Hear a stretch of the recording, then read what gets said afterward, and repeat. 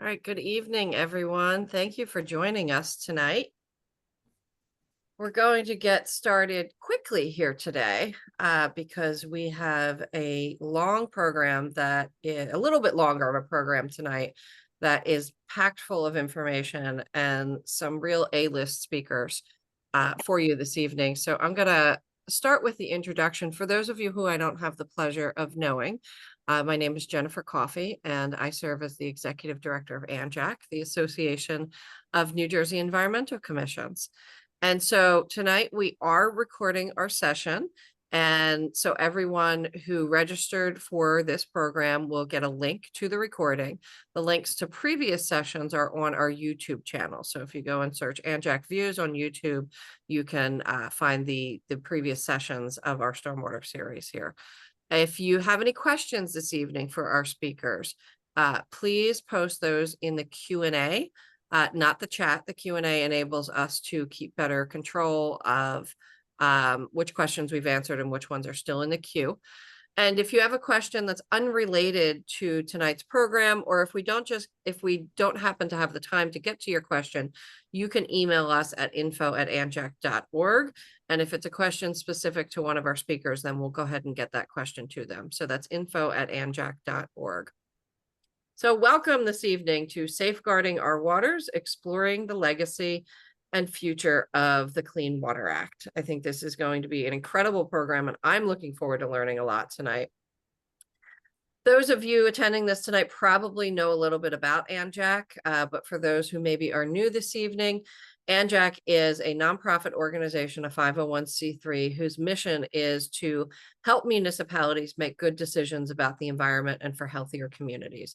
We work primarily with volunteer municipal officials who serve as environmental commissioners, but we also support green teams, open space committees, elected officials in their decisions for local action. We also work for statewide change.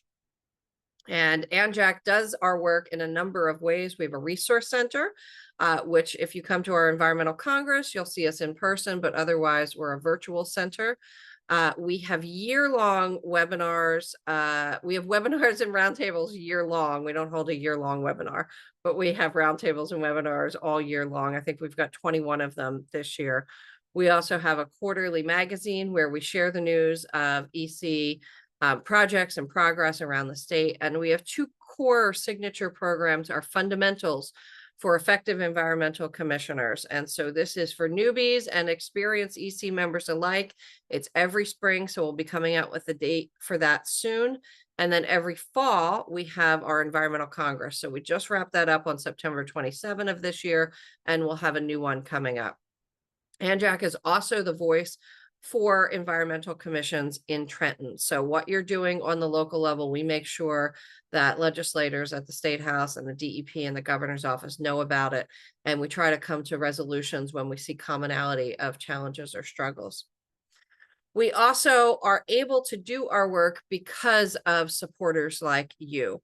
So if you are a member of ANJAC, thank you. We appreciate your support, and you enable us to bring programs like this evening forward to our membership.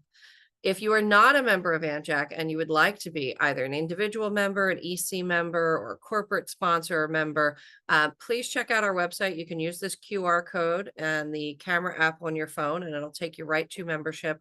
Or you can just go to anjac.org/memberships and check out all the ways that you could support ANJAC. We really appreciate your support, and we'll strive to continue to bring programs like tonight to you. This year, if you go to our YouTube channel, you'll see we're wrapping up the year. We've had a lot of programs.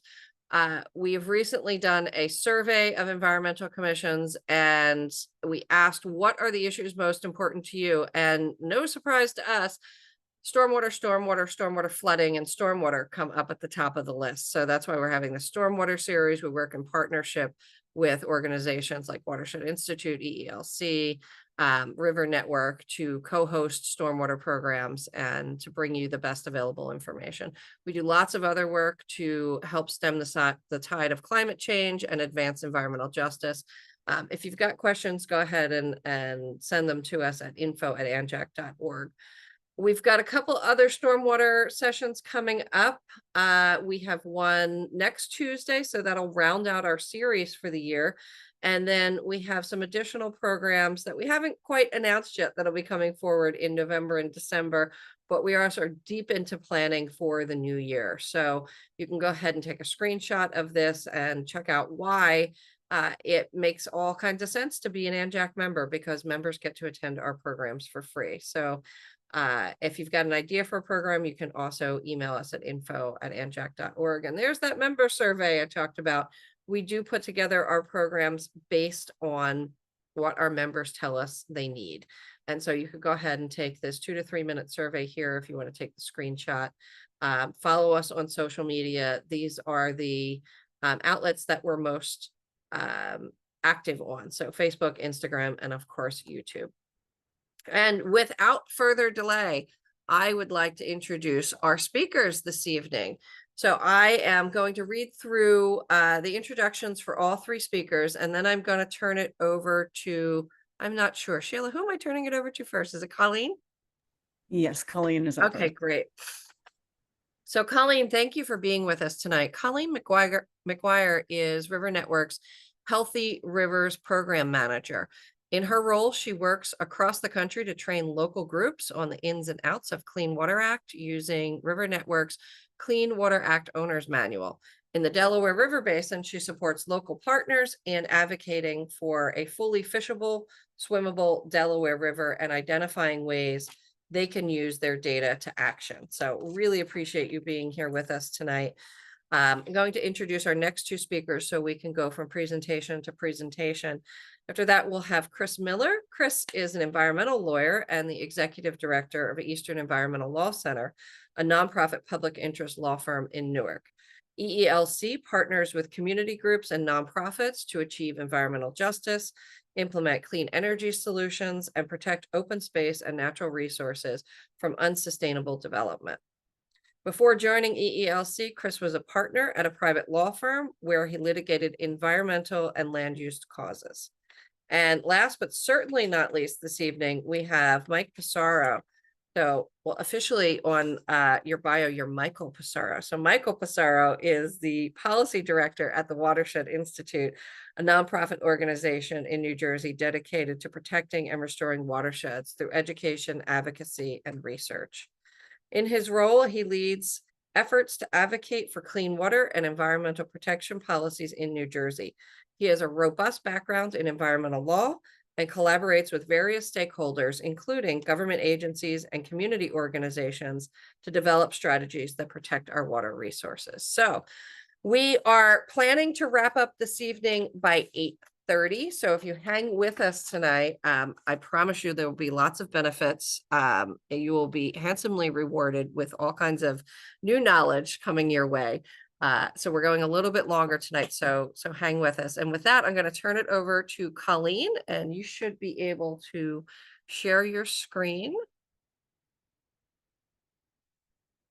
It's coming in now. There we go. Excellent. And you're off mute, so we should be able to hear you. Great. Excellent. All right, it's all right. yours, Colleen. Thank you. Okay, thank you so much. Hi, everyone. Good evening.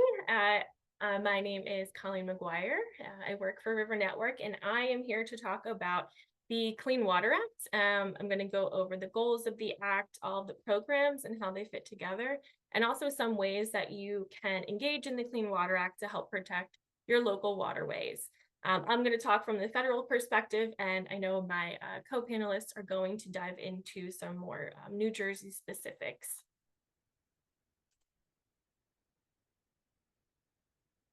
There we go. All right, so before I jump in, for folks who may be unfamiliar with River Network, we're a national organization whose purpose is to connect and strengthen our network of water justice and river advocates who work for water at the community, local, state, and regional levels all across the country.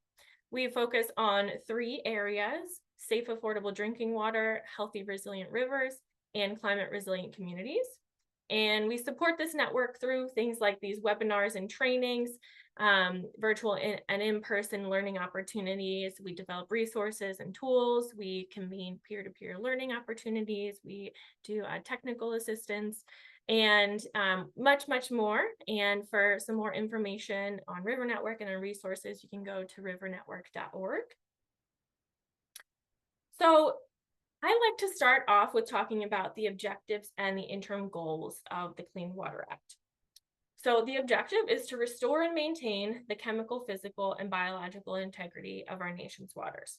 So it's not just restoring rivers and waterways that are impaired, but it's also about maintaining waterways that are outstanding, that are exceptional value, and that are of good water quality. And so I'll be talking about all the programs of the Clean Water Act. And so you'll hear these words: restore and maintain chemical, physical, biological integrity. You'll hear these words echoed in all the different programs of the Act as I walk through them.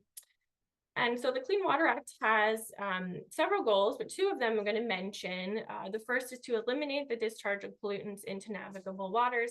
And the next is to achieve water quality, which provides for the protection and propagation of fish, shellfish, and wildlife, and provides for recreation in and on the water. Now, the Clean Water Act was enacted in 1972, and you'll notice that the goals had due dates in the 1980s, and we have yet to achieve those goals fully, but I think it's good to always remember that these do have, they do have end goals, and we need to sort of keep on top of our work to ensure that the goals of the Act are achieved, and including, you know, the Clean Water Act was, like I said, enacted in the 70s, and now we are facing, you know, a whole lot of more challenges with climate change than we were in the 70s. And so it's also important to keep that in mind as we are thinking about ways to improve the Act and to improve our waters. So the Clean Water Act, like I mentioned, it's a federal law, but it's really implemented at the state and local level. And it's important to understand at which level it's implemented in which program area. And I'm going to go through that in a little bit more detail. But, you know, so it could be anywhere from, you know, the federal law and regulations all the way down to state laws and regulations and permits, and then local permits, ordinances, and best practices. So as you are going to, or if you're interested in engaging in the Clean Water Act, it's important to know, you know, who is implementing the pieces of the Act so you can, you know, get in touch with them and get involved. So here is a little graphic that we like to share when we're talking about the Act and all of the programs and how they fit together. It's very busy, as you can see, and I'm going to actually dive into each one of these little bubbles. But essentially, it's a graphic that we use to really show that each part is integral to one another, and they all fit together. And I also, and I'll mention this a little bit later too, but we have a lot of other resources that dive into the specifics of the Act. And so, you know, I know this looks a little scary, but if you're interested in diving into a little more, we have more resources to help guide you along. So starting off, I also want to mention, you know, here we see the vision of the Clean Water Act, which I mentioned, and the two goals here: eliminate the discharge of pollution and water quality to support fish, wildlife, and recreation.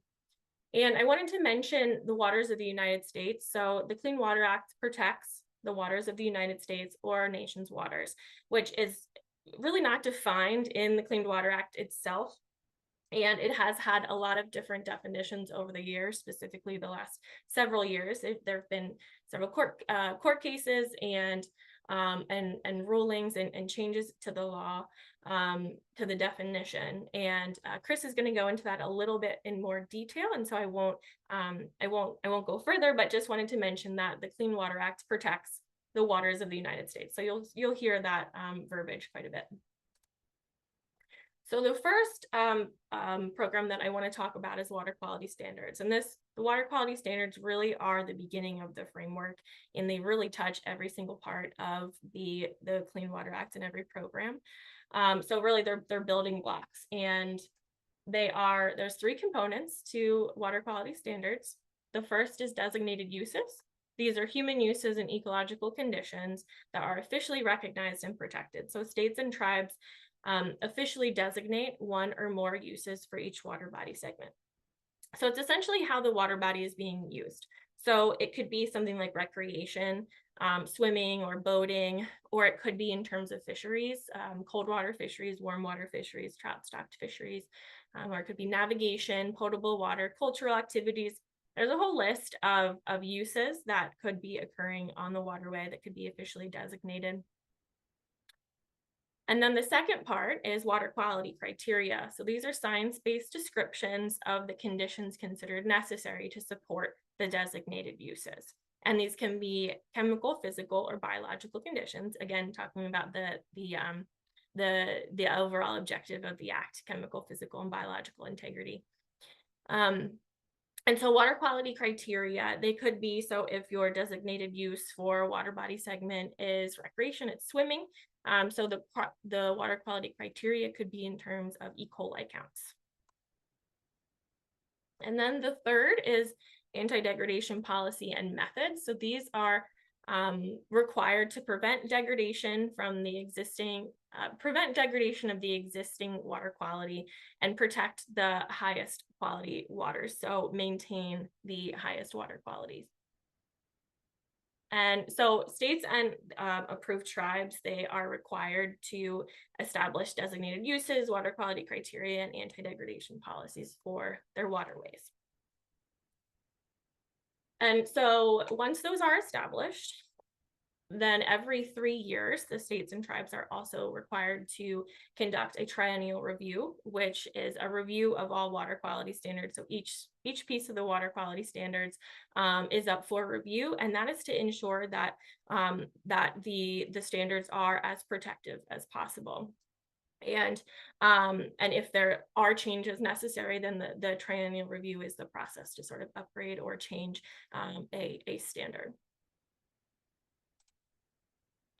And so to sort of get to know your water quality standards, it's really important. Kind of the first step in really understanding the Clean Water Act and how it's implemented in your state is to understand your water quality standards.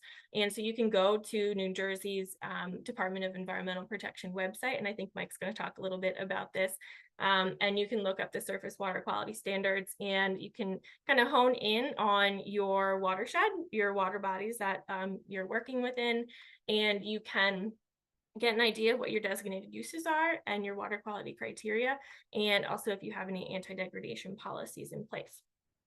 So I really recommend doing that, and then also getting on, a listserv for public comments and announcements. As the triennial review comes up, there will be a public engagement opportunity there.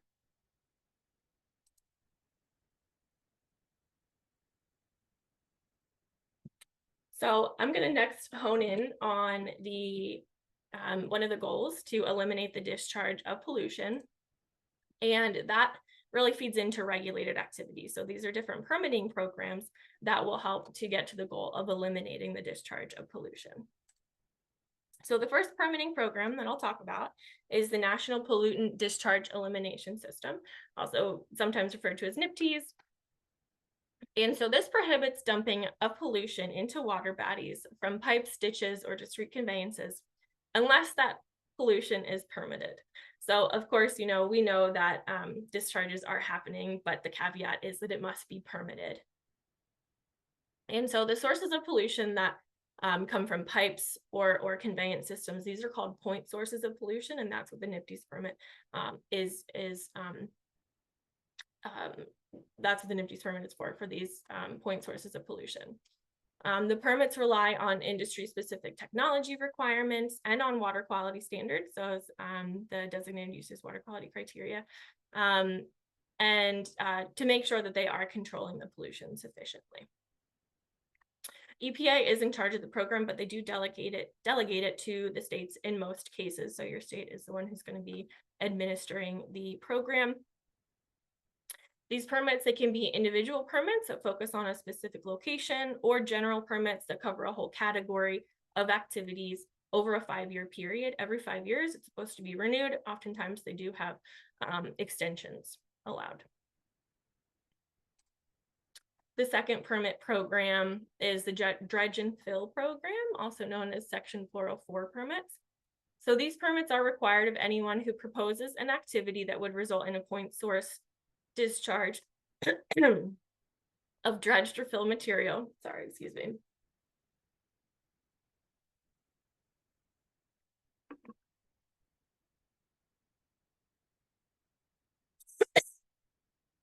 So it's a discharge of dredged or fill material of dirt and mud and pollutants that might be attached to that dirt and mud into a water of the United States. And the permits are commonly required for things like construction activities, like bridge building, dam building, new oil and gas infrastructure, those near rivers, lakes, or wetlands. The permits are primarily issued by the Army Corps of Engineers, except in 3 states, and one of those states happened to be New Jersey. So New Jersey has received partial authority to issue the permits. And then the third permit program that I'm going to talk about is Section 401, or water quality certification. So, and these are federal permits, and in order to ensure that federal activities do not violate the state or tribal laws, the Clean Water Act gives states and tribes the authority to veto or place conditions on activities requiring a federal license or permit that might result in a discharge of pollution. The states or tribes review the federal permits or licenses for compliance with water quality standards or other water quality requirements, and they can either certify the activity, condition the permit or license, deny the activity, or waive the authority to review. So some examples of federal permits and licenses that require this review are if a NPDES permit is written by EPA, if a dredge and fill permit is written by the Corps, or licenses or permits issued by the Federal Energy Regulatory Commission for dam building or maintenance or oil and gas infrastructure. And so some action items you can take when it comes to permits. So one is to just look up what permits you have in your area. You can do this through your state website, or you can also do it through the ECHO database. This is through EPA, and it's the Enforcement and Compliance History Online. Excuse me. So you can just type in your location here in the search bar. And sorry,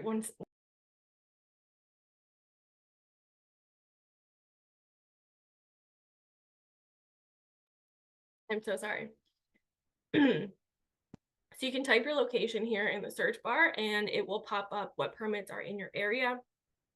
It's not super up to date, but some areas are. And so you can look at your, you can look at the permits, the reports, the violations. You can get a lot of information from this website. It's really helpful. Join the listserv for your state permit program and applications. So each new application or renewing application will have an open public comment period. So if you're interested in knowing what permits are going to pop up in your area, I recommend getting on the listserv, and then also identifying unpermitted discharges once you have an idea of what's happening in your area. So those regulated activities. Now we're going to talk about assessing and reporting the health of the waters and how to ID impaired waters. So once we have, an idea of the designated uses, the water quality criteria within our stream segments, we also, the states have the responsibility to assess their waterways to make sure that they are following the designated uses and are achieving the designated uses. So the states every 2 years are required to assess and report on the status of each of the streams, and also to create an impaired waters list. So this report is called an integrated report.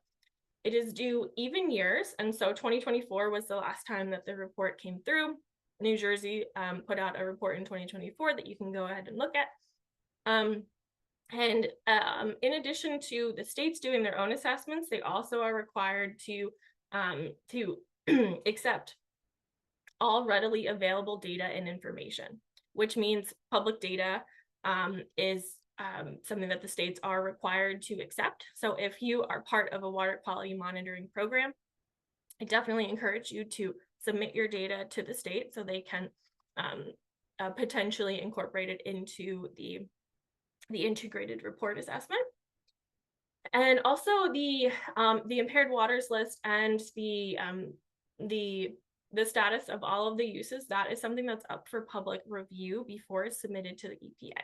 So before so sort of all in the even years, it's something to look out for. So again, getting on that state listserv is really important to get notifications that this draft report is open, because it is open for public comment, and it's definitely something to take a look at. You can drill into your own water body segment, and you can identify areas, you know, that you see as issues, and comment and compare the assessment to your own water quality data and local knowledge. So after you ID impaired waters, then we move along to how do we restore these impaired waters. So when we talk about restoring impaired waters in terms of the Clean Water Act, we talk about TMDLs, or total maximum daily loads, which are a combination of identifying a pollutant cap and developing a water quality restoration plan to address the problem. So the pollutant cap is the maximum amount of a pollutant that a water body can receive and still safely meet water quality standards. And then the restoration plan describes how to achieve that cap. And we also want to talk about implementation too. So the plan doesn't include, the plan cannot solve all the problems unless it's implemented. The implementation, it's not required under the Clean Water Act, but it's really a common component now to include it in the TMDL process. And it involves changes to permits and for point sources and best management practices for pollution that is not from a point source. So included in sort of the restore part of the act is also several funding programs too. So the first funding program is for non-point source pollution. So I talked about point source pollution, which is through permitting programs, but we also have non-point source pollution, which is a significant contributor to pollution to our waterways.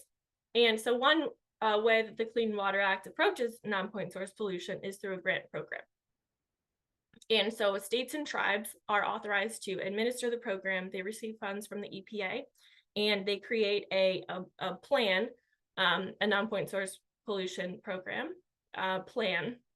And then they give out grants to municipalities or organizations to do projects to reduce non-point source pollution. And then the second is Clean Water State Revolving Fund. And these are low interest loans or grants in some cases for water quality related projects. And folks that are eligible are municipalities, states, communities, individuals, nonprofit organizations. And this again is a grant program that is run by the states. New Jersey has the New Jersey Water Bank that runs this program. So finally, we have our final program, which I'm going to talk about, are our citizen suits. So the Clean Water Act prioritizes public participation. As I mentioned before, there's quite a few opportunities for folks to offer comments or get involved. Every program provides opportunities, although they differ across the programs. And most programs also have a mechanism to challenge the final outcomes, if unlawful, through administrative appeal or court procedures. So this is called the citizen suit provision. This provision allows individuals or organizations who may be adversely affected by certain action or inaction to file a lawsuit to enforce the Clean Water Act under the following situations: ongoing violation of a NPDES permit or 401 quality certification, water quality certification, discharges without a required permit, including NPDES or 404 dredge and fill permits, or when EPA is not performing a mandatory duty. So citizen suits are an established process for affected individuals or organizations to bring a lawsuit under specific circumstances that are leading to pollution impacts in water bodies they care about. So most environmental laws have similar provisions, like the Clean Air Act, Safe Drinking Water Act, and the Endangered Species Act. And while they're called citizen suits, you do not need to be a citizen of the US, but you must be a person having an interest which is or may be adversely affected. So something to think about as you are diving into the Clean Water Act and wanting to learn more about how it's implemented in your rivers and streams. So that is a very quick overview of all of the programs of the Act. And as I mentioned, we do have some resources available. So we have a Clean Water Act Owner's Manual, and I can pop the link into the chat. But this is really a good deep dive into each of the programs of the Act, and will help you along your way. There's a lot of action items in there, a lot that I didn't mention tonight. And we also have an online training series. This is a fantastic way to, if you don't want to just, the manual is about 200 pages. So this is a more digestible way to learn about the programs of the Clean Water Act. There's 9 modules, there's videos, there's resources, there's discussion boards, there's action items in here. It's a great resource if you really want to dive in and learn more about the Clean Water Act. So I'm happy to answer any questions. I know that was really fast. But thank you all so much for listening, and I'm going to stop my share, and I think I'll pass it over to Chris. All right. Thanks, Colleen. Thanks to ANJAC for putting on this great event. Thanks to all of our attendees for joining us. I'm Chris Miller with the Eastern Environmental Law Center, and I'm going to talk about the Supreme Court's recent decision in the case Sackett v. EPA and the controversy around defining the Clean Water Act's term, waters of the United States. And then I'm going to end with an overview of the Supreme Court's recent decision in another case called Loper-Bright and what the ramifications of these cases might be for New Jersey. So let's start with Sackett. It's hard to overstate the importance of this case. It's been referred to as the most important Clean Water Act case in a generation. According to an analysis done by Earthjustice, as a result of Sackett, as many as half of the 118 million acres of wetlands in the US lost protection under the Clean Water Act. On the day the court released its decision, President Biden issued a statement that Sackett, quote, upends the legal framework that has protected America's waters for decades. It also defies the science that confirms the critical role of wetlands in safeguarding our nation's streams, rivers, and lakes from chemicals and pollutants that harm the health and well-being of children, families, and communities. So how did we get here? Let's take a look at the background and history leading up to the court's decision in Sackett. Next slide, please. All right. So the controversy over what waters and wetlands are protected by the Clean Water Act is not new. It stems from the text of the statute itself. As Colleen mentioned, the Clean Water Act uses the term navigable waters, which it defines as waters of the United States, but it doesn't go on to tell us what that is. It doesn't define WOTUS. It leaves it to EPA and the Army Corps to define that term through regulations. And over the years, the Supreme Court has addressed several challenges to these agencies' regulations defining which waters and wetlands qualified as WOTUS. So let's look at these cases next. Next slide, please. The first of these is US v. Riverside Bayview. And in this case, the Supreme Court upheld an Army Corps regulation which defined WOTUS to include freshwater wetlands that are adjacent to navigable waters and their tributaries. After the Clean Water Act was adopted, the Army Corps initially interpreted WOTUS to cover only waters that were themselves actually navigable. But in 1975, these were interim regulations in 75 and then finalized in 77, the Corps issued a rule which extended WOTUS to tributaries of navigable waters, interstate waters and their tributaries, and also all freshwater wetlands that are adjacent to other covered waters. The Supreme Court found that the Corps' interpretation was reasonable, and they looked at the purpose of the statute, which, Colleen talked about this, and you see this phrase echoed in some of the Supreme Court cases. but the court looked at the Clean Water Act's purpose, and that is to restore and maintain the chemical, physical, and biological integrity of the nation's waters. And the court also acknowledged the key role that wetlands play in achieving that purpose. So here we see the Supreme Court upholding a regulatory expansion of waters of the United States. And in the next case, we'll see a contraction. Next slide, please. Okay, that case is the Solid Waste Agency of Northern Cook County v. Army Corps of Engineers, which is also referred to by the acronym SWANK. And in SWANK, the court struck down an Army Corps regulation, which is known as the Migratory Bird Rule. And that had extended WOTUS to non-navigable, isolated waters and wetlands, which are used as habitat by migratory birds. And the court in that case found that the Corps had exceeded its authority under Section 404 of the Clean Water Act and had pushed beyond the outer limits of Congress's Commerce Clause power, which for the non-lawyers out there is the power reserved to Congress to regulate interstate commerce. So the court looked at isolated intrastate waters and wetlands and said, that's beyond what's authorized by the Clean Water Act. So here the Corps is striking down and the Army Corps' expansion of WOTUS. And the next case we'll look at is really important because it created the WOTUS standards that governed all the way up until the Sackett case last year. Next slide, please. And that case is Rapanos v. United States. And in this case, the court revisited the extent to which wetlands are covered as WOTUS. The wetlands at issue here were adjacent to drainage ditches that ultimately flowed into traditionally navigable waters. And the court was split on this question, and it resulted in two separate standards for WOTUS.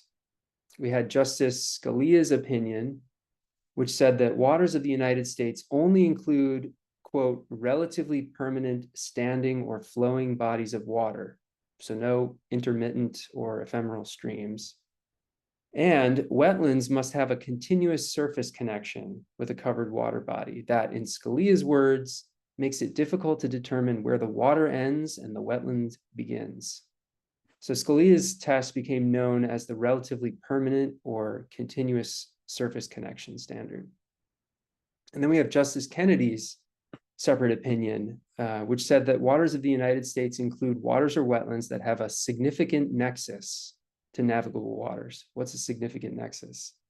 It exists if the water or wetland, either by itself or in combination with other similar sites, significantly affects the physical, biological, and chemical integrity of the downstream navigable water. So in my opinion, that more closely respects the purpose of the statute, because you're seeing there an attempt by Justice Kennedy to connect the extent of WOTUS to the purpose of the statute, which again is to protect the physical, biological, and chemical integrity of the water. So Kennedy's test is typically referred to as the significant nexus test. Next slide, please. Right. Since the Rapanos case didn't result in a majority opinion or a single governing standard, after Rapanos, EPA amended its WOTUS rule to incorporate both the relatively permanent test and the significant nexus test. So waters and wetlands were covered if they met either test. Next slide.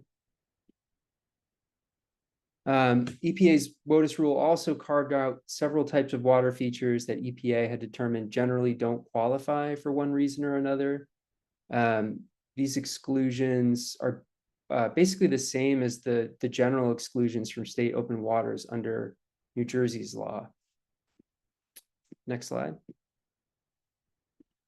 Which brings us to Sackett. It's the most recent Supreme Court decision on waters of the United States. And you can see on the slide here, just to give you a sense of like what these sites look like and how close are they to the bodies of water.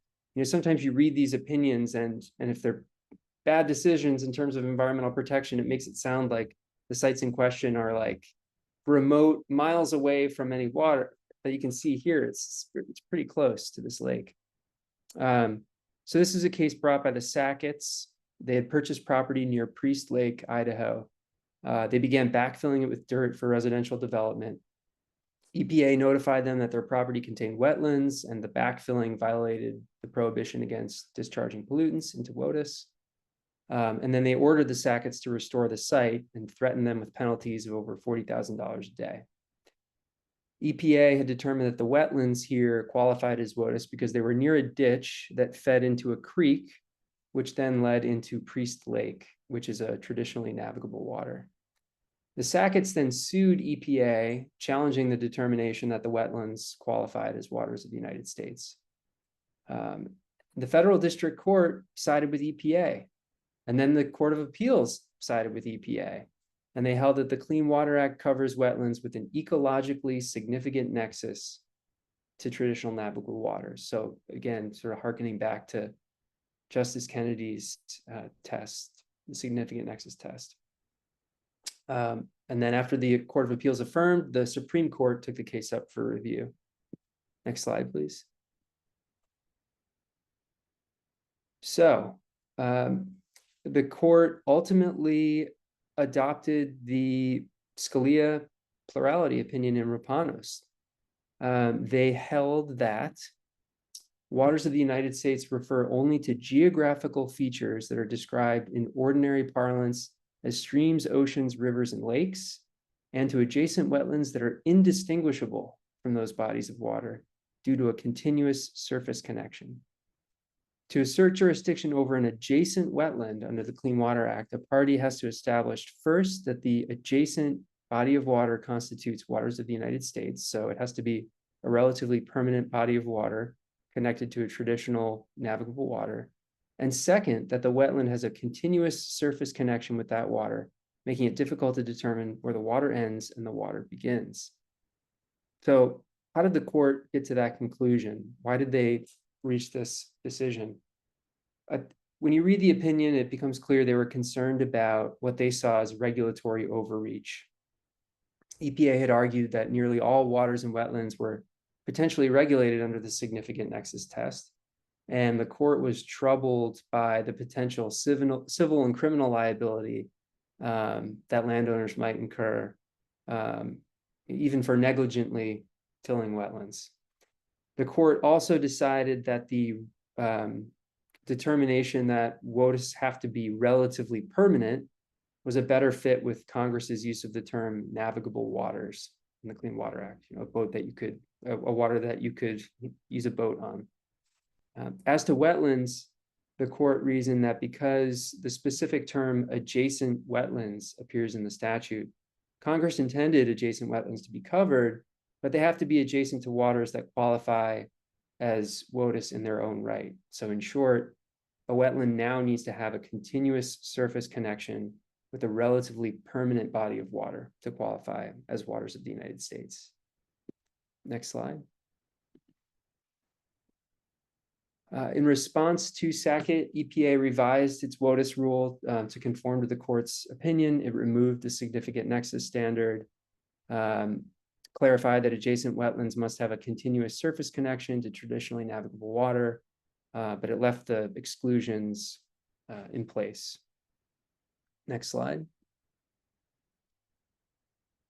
So what does Sackett mean for water quality throughout the United States and the protection of streams and wetlands? There's a potential for wide-ranging negative impacts.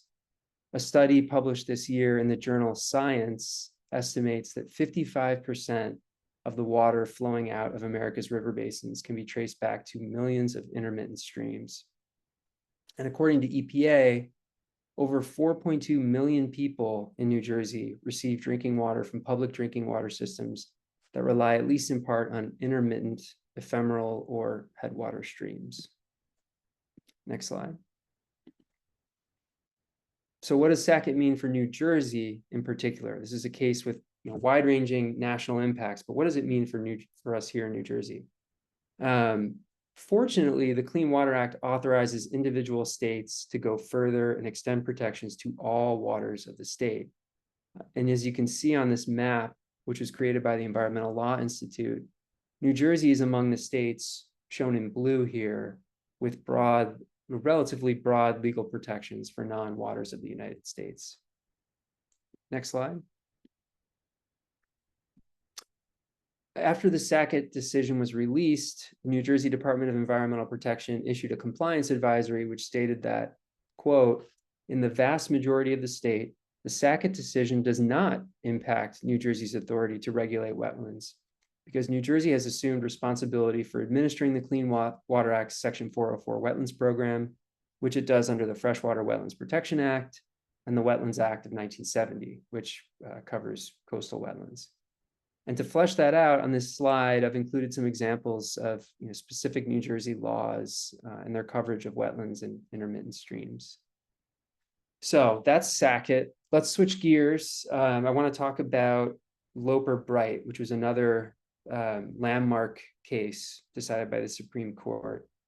And it marked a major shift in how federal courts will review federal agency interpretations of the laws that those agencies administer.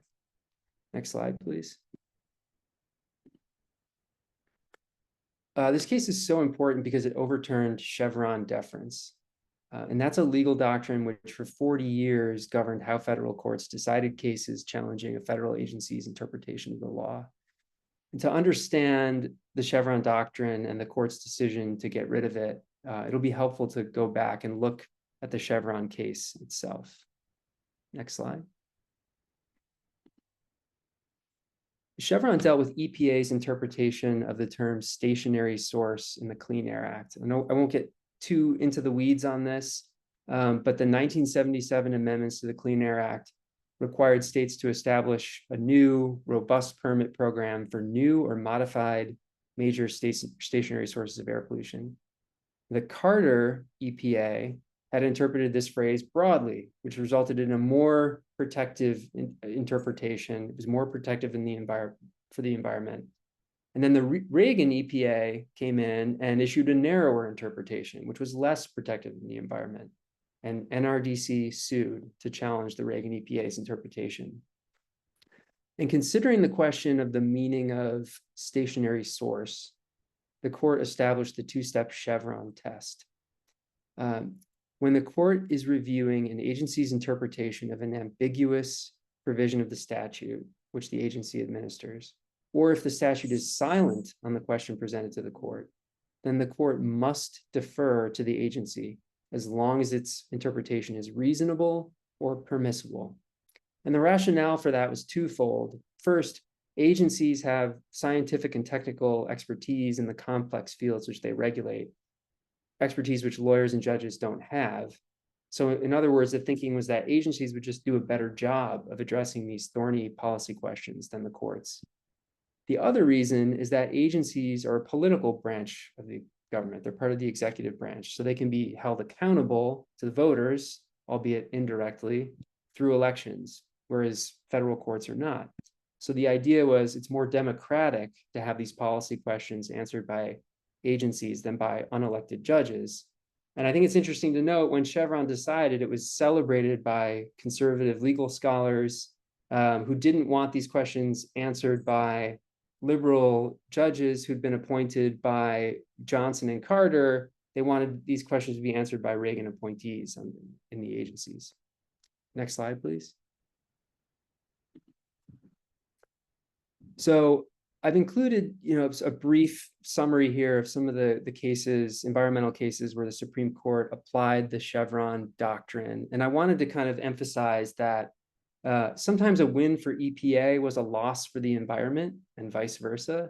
The very first use of Chevron deference resulted in a win for EPA and a loss for the environment. So the takeaway is a little more complicated than Chevron was good or Chevron was bad for the environment. It really depends on, the EPA rulemaking at issue. Was it a step forward? Was it a step backward? Do we like this regulation? Is it good for the environment? And that depends obviously on who holds the presidency. So although Chevron was originally celebrated by conservatives, it eventually became part of the conservative mission to reduce the power of regulatory agencies. Neil Gorsuch was one of those who championed that cause, and of course, he was on the Supreme Court when Loper Bright came to the court last year. I'm not going to get into the facts of this case. It wasn't an environmental law case. There weren't environmental issues involved. And the question was really limited to whether Chevron should be overruled. And the court answered that question very clearly, yes. The court said that the Federal Administrative Procedure Act, which governs federal agency rulemaking, requires courts to exercise their independent judgment in deciding whether a federal agency is acted within its statutory authority. So now, federal courts may not defer to an agency interpretation of the law just because the statute is ambiguous. Next slide, please. And the court's holding in this case was based on three premises. First, under Article 3 of the US Constitution, which establishes the judiciary, it's the responsibility and power of the courts, not the executive branch or administrative agencies, who interpret the law and to decide cases and controversies. Second, the Federal Administrative Procedure Act, which specifies that courts, not agencies, will decide all relevant questions of law arising on review of agency action without making any exception for ambiguous laws. And third, even though judges do not have subject matter expertise in the fields that are regulated by agencies, the parties to a case can educate the court on the relevant scientific and technical issues. Next slide, please. So what's the new standard now that Chevron is gone? Federal courts will exercise their independent judgment to determine the, quote, best reading of the statute. The agency's justification will still be considered, but the weight given to the federal agency's interpretation depends on, in the words of the court, the thoroughness evident in its consideration, the validity of its reasoning, its consistency with earlier and later pronouncements or regulations, and all those factors which give it power to persuade if lacking power to control.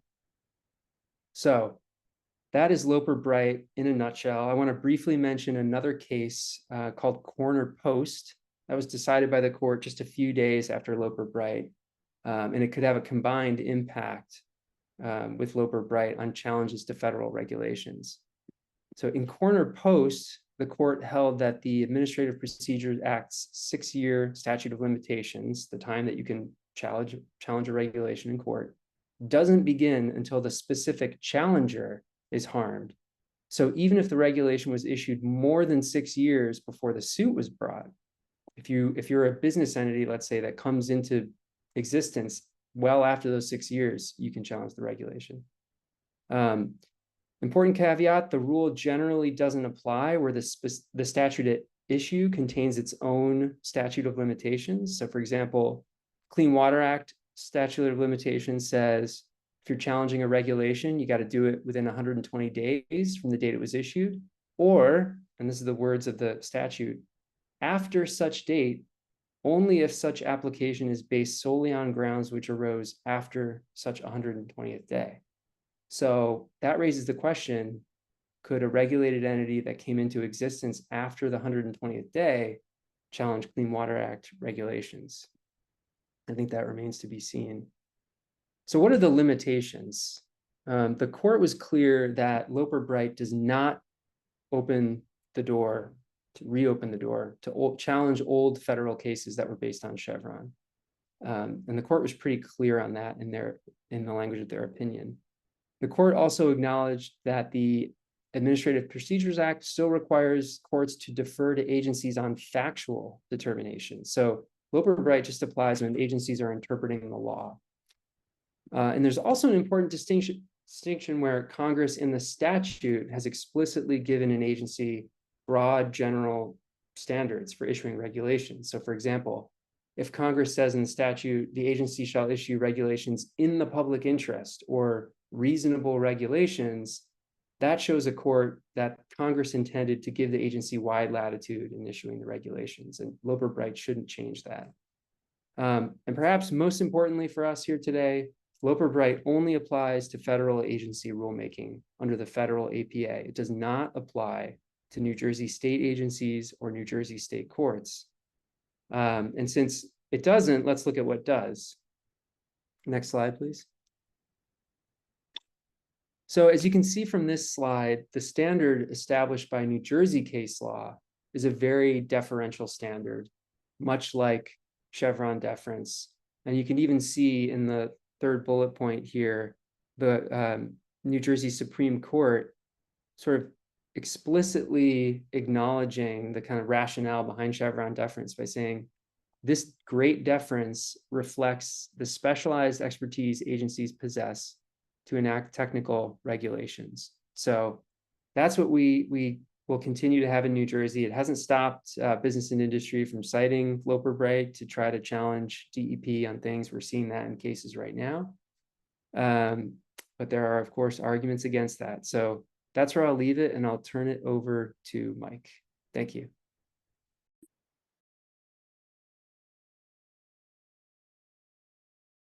It is. All right. Hey, thank you, Chris, and thank you, Colleen. Very interesting. It's one of these things where the more you do these things, the more you learn, and the more you listen to other people, the more you learn. So it's always interesting. So I'm going to talk a little more detail about the New Jersey experience. So let's see. There we go. I'm gonna skip through. You can look through what the Watershed Institute is. So New Jersey, the federal government had the Clean Water Act a few years later, and apparently with some threats from the federal government, New Jersey passed the Water Pollution Control Act. Unlike the Clean Water Act or the Water Pollution Control Act in the federal, New Jersey didn't have a whole lot of predecessor law, a little bit, but not as much as the federal. But like the federal Clean Water Act, New Jersey set out in 1977, it is the policy of the state to restore, enhance, and maintain the chemical, physical, and biological integrity of its waters. Unlike the federal, we didn't give ourselves deadlines, which is good. Because like the federal deadlines, we would have blown right past them unless they were like in 2500. In the picture you can see on the right, that is a harmful algal bloom caused by pollution in the Millstone River a couple of years ago. And New Jersey, we have the Water Pollution Control Act. In other presentations, I have a slide with about 24 different statutes touching on water pollution or water resources. But one of the regulations that implement the Water Pollution Control Act is the Surface Water Quality Standards. And again, it reiterates the policy of the state to restore its waters. And like the federal government, the question is, what is waters? Luckily, we have that somewhat defined under the Water Pollution Control Act and under the regulations. Waters of the state mean the ocean, its estuaries, all springs, streams, wetlands, and bodies of surface or groundwater. A little bit different than the federal, that we include groundwater, and we even include natural or artificial. Now, just because that's a water of the United States doesn't mean we actually protect it, but we've at least defined them all. If it's wet, it's water, which is somewhat of an exaggeration. But and depending on where you go in New Jersey law, it's what is water that's protected. The Freshwater Wetlands Protection Act has a definition. Of state open waters, which excludes wetlands because it's actually protected under the Freshwater Protection Act and its regulations. Under the Flood Hazard Area Control Act regulations, regulated water means a water subject to the chapter, and then right below that is basically all waters with some exceptions. One of those exceptions is going to be narrowed a little bit with some new proposed regulations. But here is one of those areas in that next sentence where New Jersey is very different than the federal regulations. So in New Jersey, we protect waters on multiple ways, but one of them is we create a buffer. we create a riparian zone, a stream corridor, a buffer on those waters. Not every water, and Jen and others and I, always argue over with DEP on whether a water and a permit needs to be protected. But we set up a riparian zone, a buffer to protect those waters, to protect water quality, among other things. So that is one of those big differences between the federal government and us in New Jersey. In New Jersey, Colleen was talking about this. We have the NIPDES permits. We call them NJIPDES in New Jersey, Section 402 of the Clean Water Act in New Jersey. And then we have the dredge and fill, Section 404.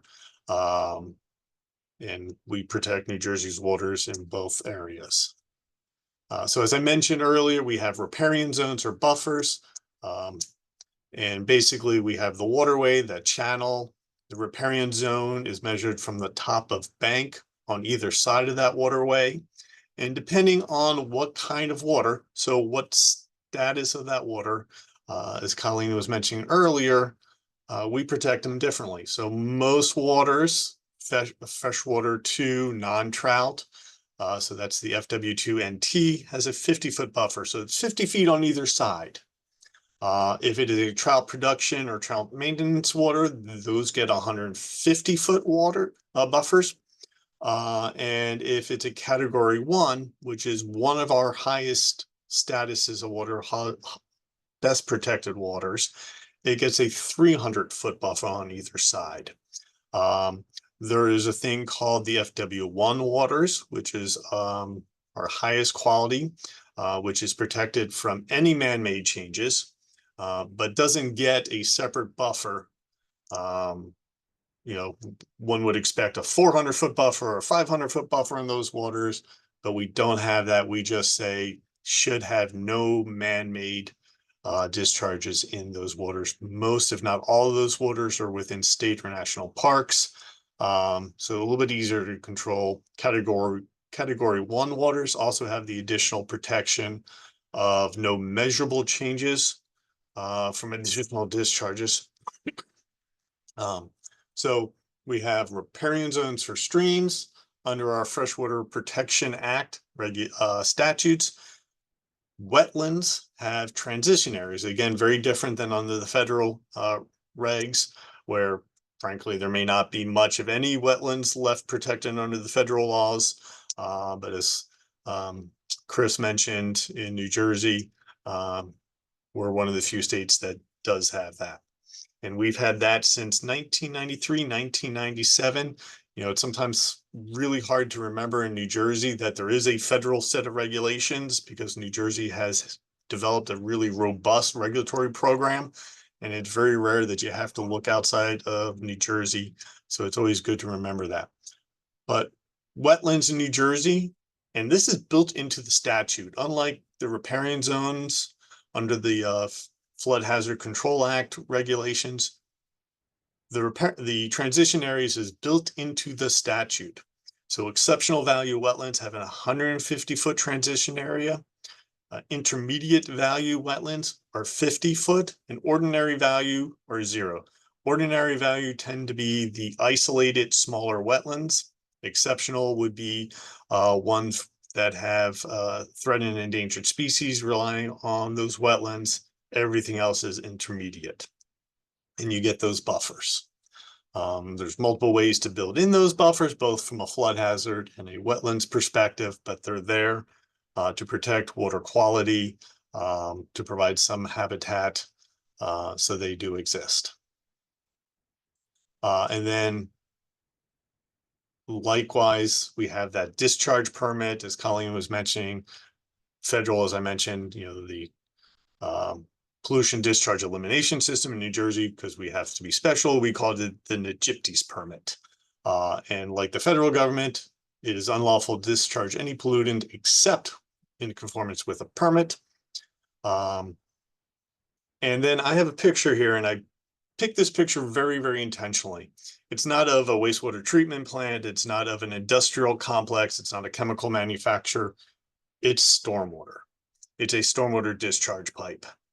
And I picked that very importantly because sometimes we all forget stormwater management is a NJPTES permit. We have the Municipal Separate Storm Source System permit.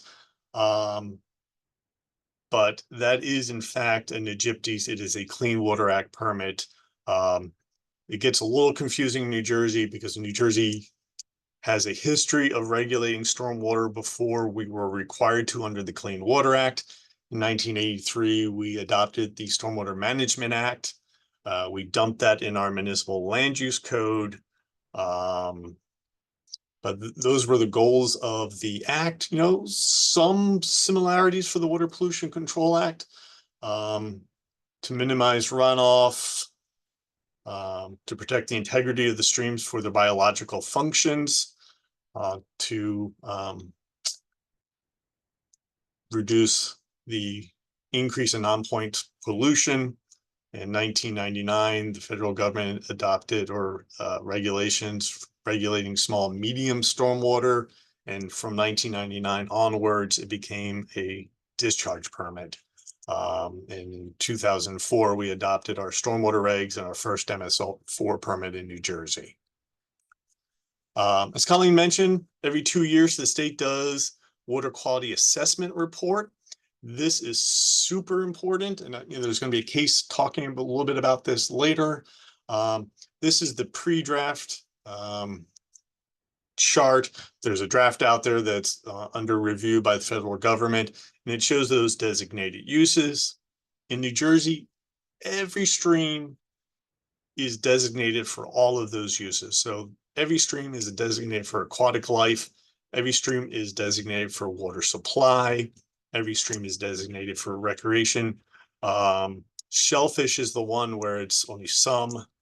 But as you can see from this chart, in 2022, water quality in New Jersey, that impairment list, the 303D list, again, which is part of this integrated water quality assessment report, shows that most of our waters are not meeting standards. And some people would look at that and say, well, that's just a snapshot. I think it's about 4 or 5 years worth of data that DEP analyzes. It's usually about 2 years behind. So 2022 is probably 2015 to 2020 data.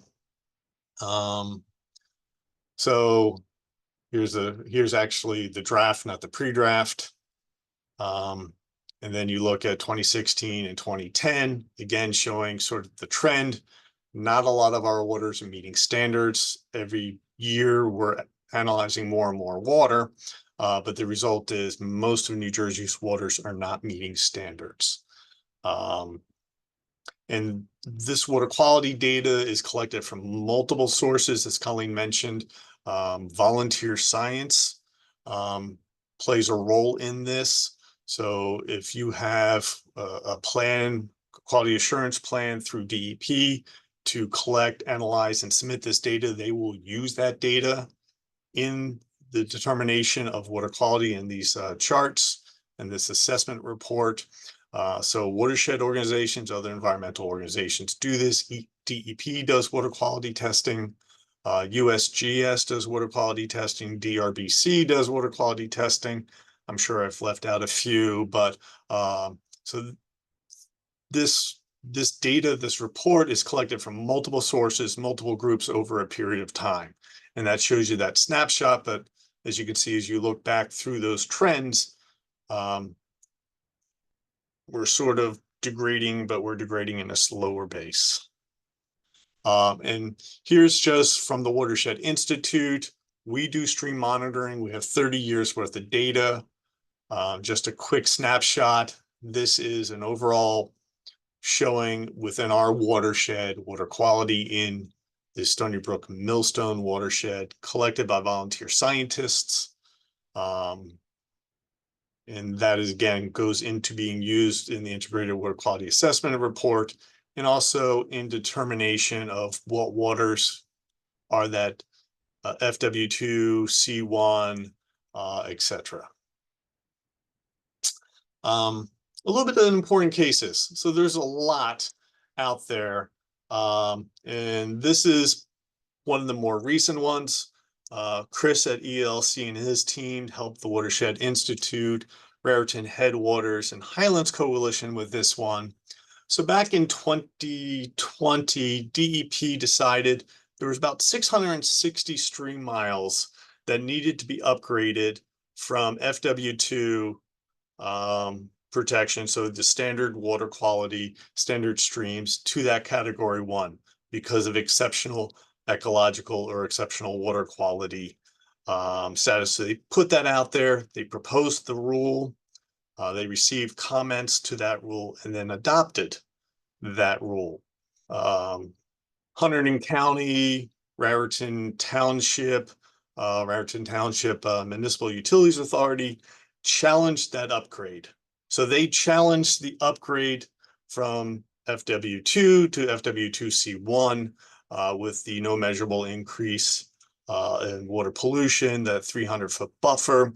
They had multiple reasons for that, but they challenged it on a couple things. One, they didn't agree with the science. They didn't believe, at least there was a segment of the South Branch in Hunterdon County, which they did not believe met the definition of exceptional water quality. They challenged the process for proposing the rules. They challenged the analysis that was done. So when you propose a rule in New Jersey, you have to do a social impacts analysis, and economics impact, affordable housing impact, and the challengers challenged all of that.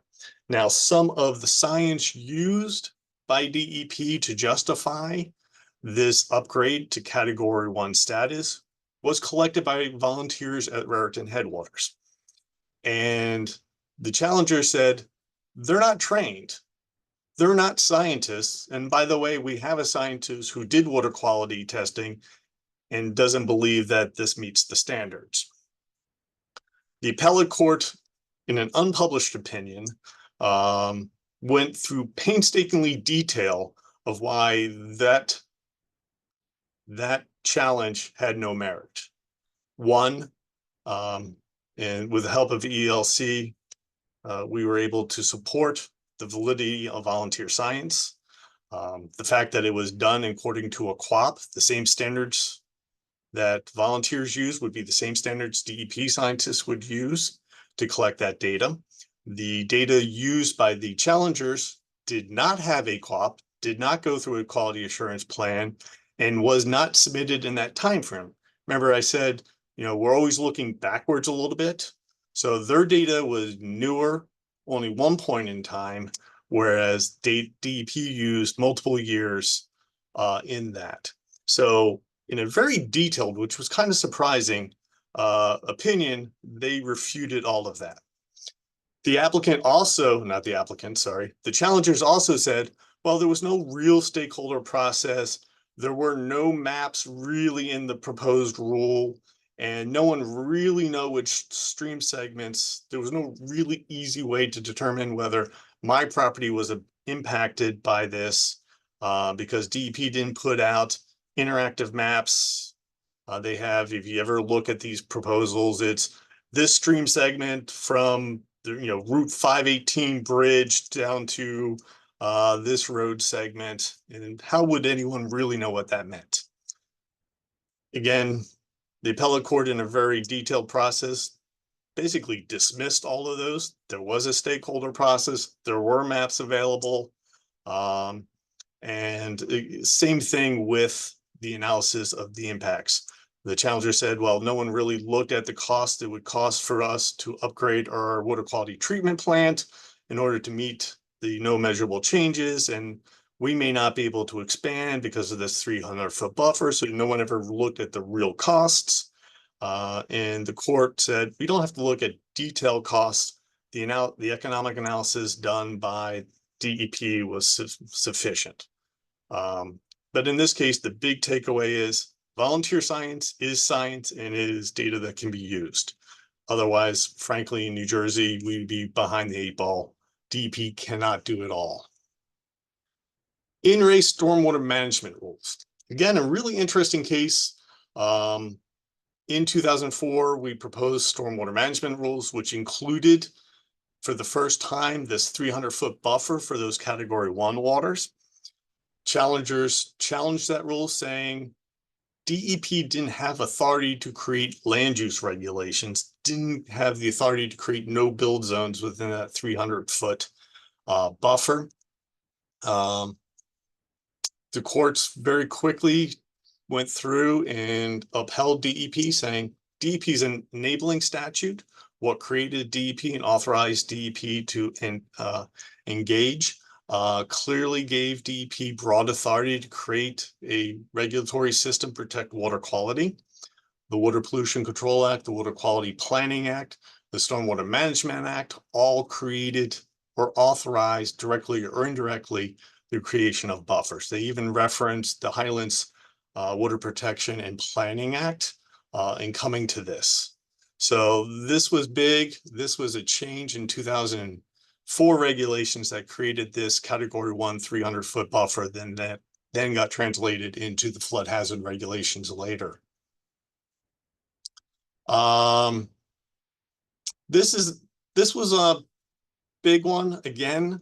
In 1993, 1997, DEP adopted or assumed jurisdiction for that dredge and fill permit for wetlands. We have the freshwater wetland protection regulations, which preempted all other regulations of wetlands. NIOP challenged some of that.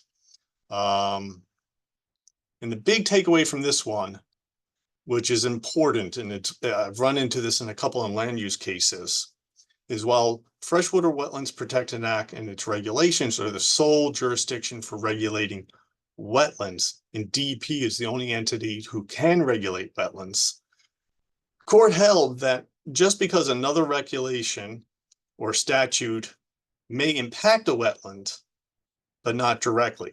So if I have a stream corridor ordinance, if I have the Flood Hazard Area Control Act regulations, in many instances, streams and wetlands are adjacent to each other, maybe not quite adjacent in WOTUS rules, and DEP has a 300-foot buffer on the stream, but not necessarily the same transition area on the wetland. DEP can regulate that 300-foot buffer for the stream, even if the wetlands regulations would not necessarily apply. And this goes, municipalities use this to regulate stream corridors.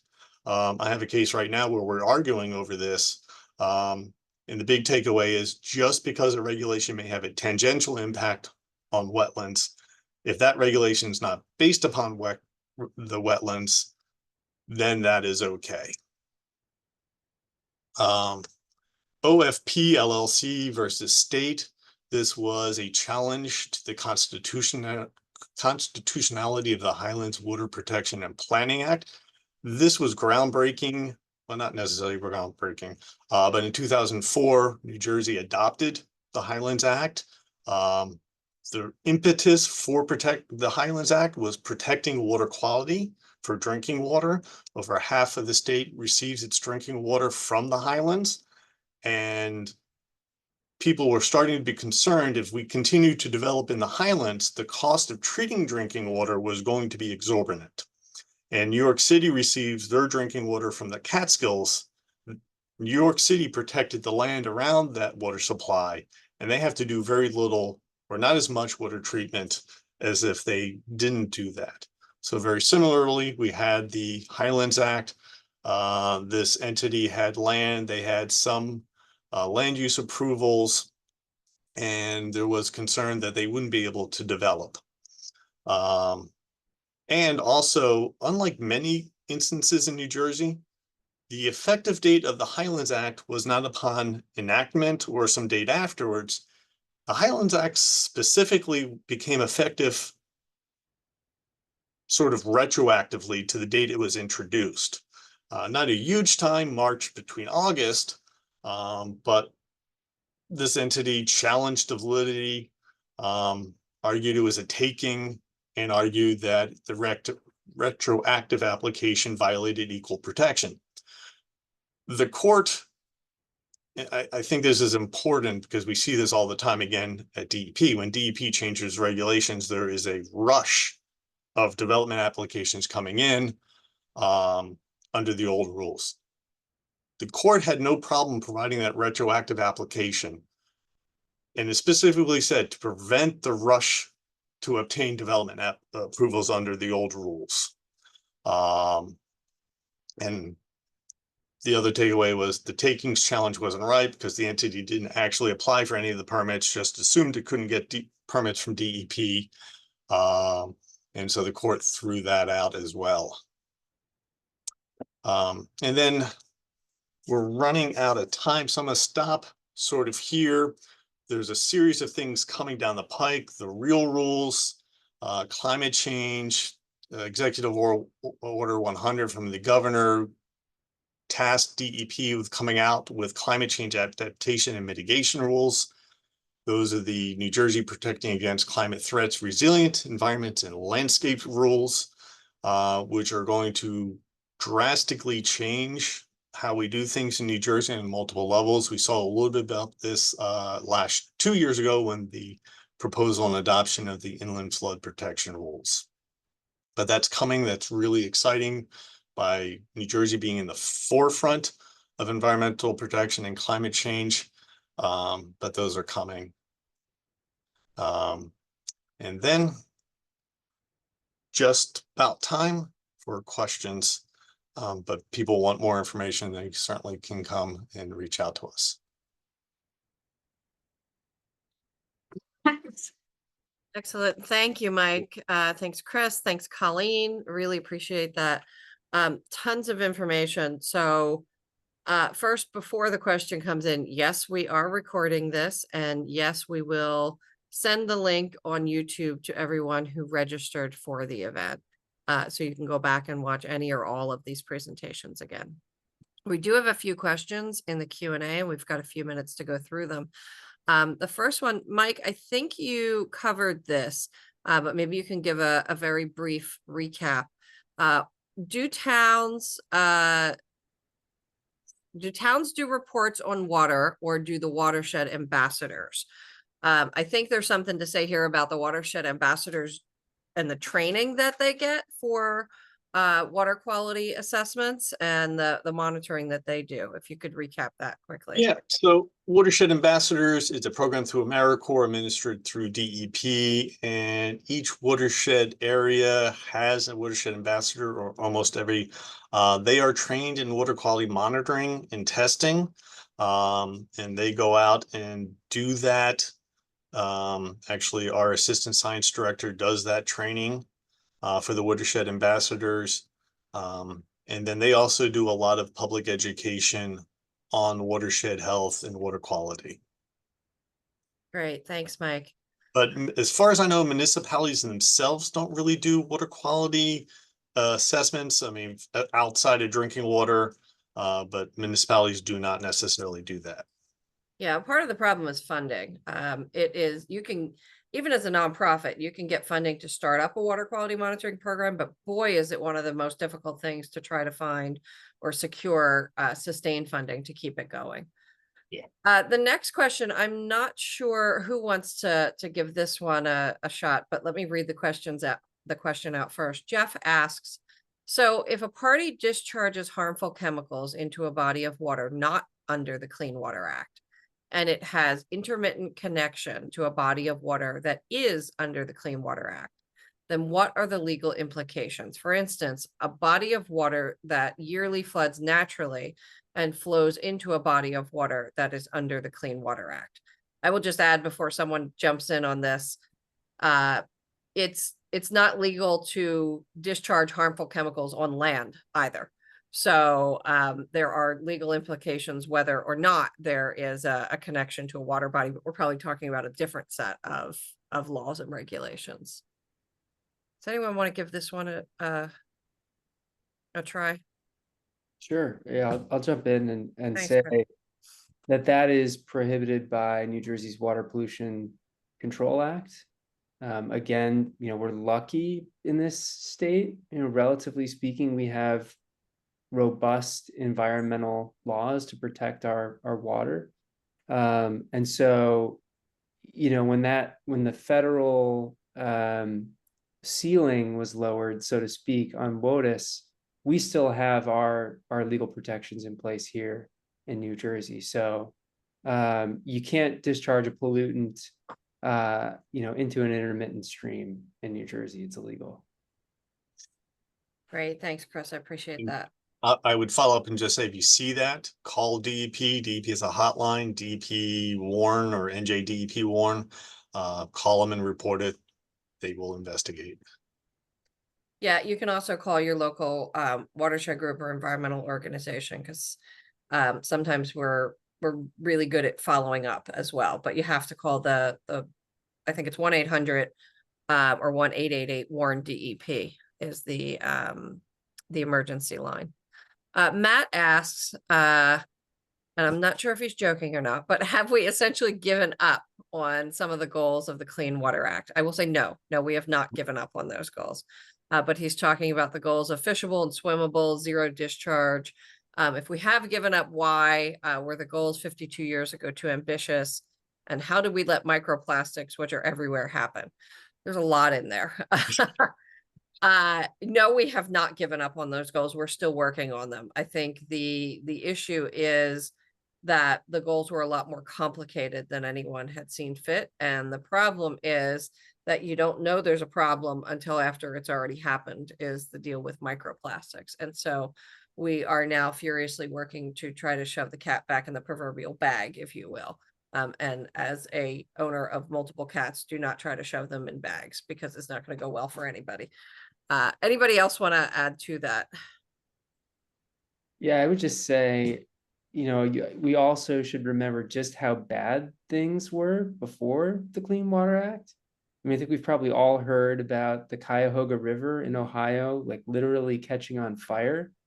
I think one of the most important things about the Clean Water Act was it really led to the proliferation of wastewater treatment plants. It provided a ton of funding for that. There were people in New Jersey in the early 1900s dying from typhoid fever because of raw sewage being discharged into waters. So that is not happening. We still have CSOs and discharge of sewage, but that type of situation isn't happening because of the Clean Water Act. So there's success stories for sure. I think that's a great example, Chris. I mean, the Hudson River used to glow orange because of discharges from tanneries. That's not happening anymore. Yeah, and I'll add Jeff, go ahead, please, Colleen. Sorry, just to jump onto the successes. I mean, I know we hear a lot about the challenges and the issues, but every year we hear about successes too. In Portland, the Willamette River is now swimmable, and the Potomac, they're really they lifted the ban on swimming in the Potomac.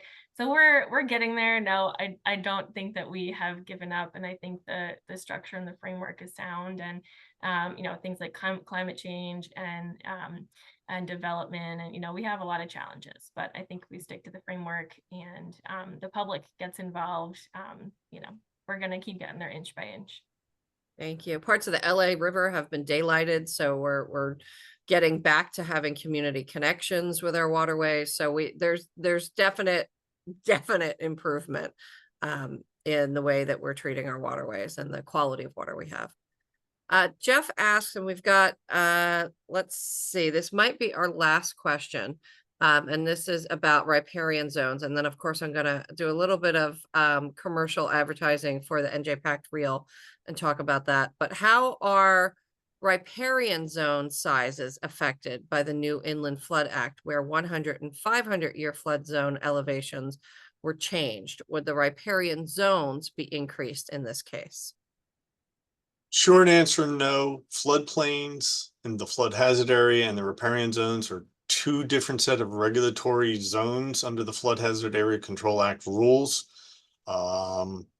So under DEP regulations, they don't. Some municipalities, their stream corridor ordinance will take into account where the flood hazard or the floodplain is and then add to that. So that is an option, but from a state level, it's not impacted at all. Yeah. And so we do have some more questions, but we're at time. I want to take just a second and see if anybody else wants to weigh in on this as well. Mike talked about something called the NJPACT Real Rules. These stand for New Jersey Protecting Against Climate Threats, resilient environments and landscapes.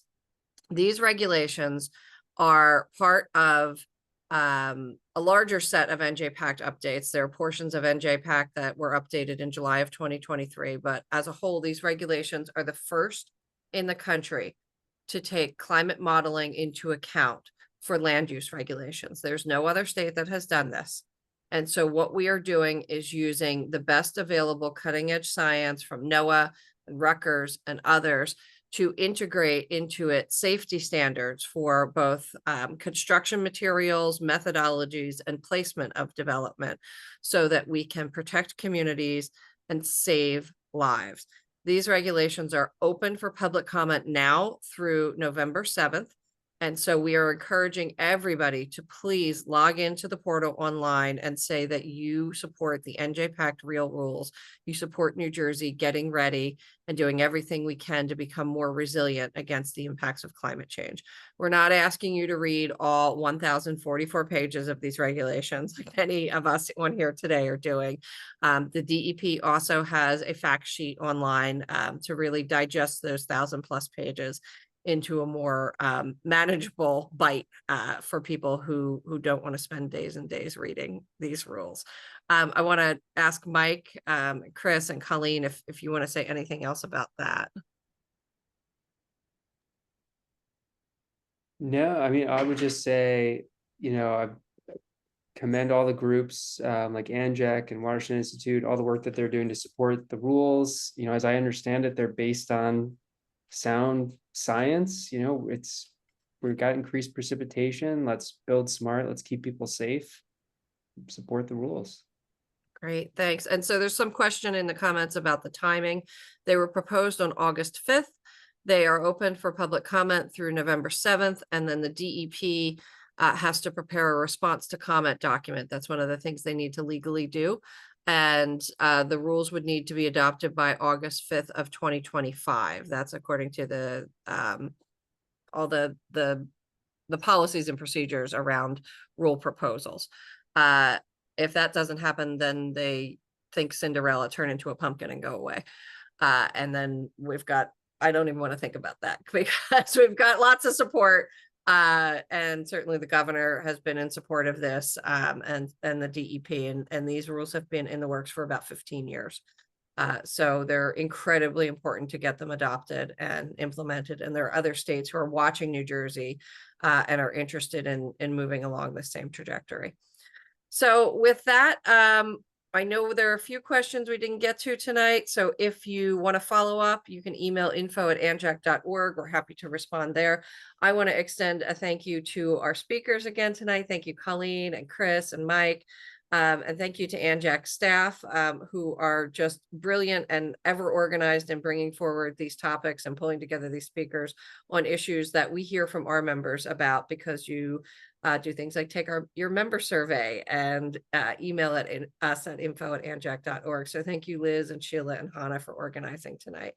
I hope everybody has a good evening, and I want to remind everybody to vote. Early in-person voting in New Jersey starts on October 26th.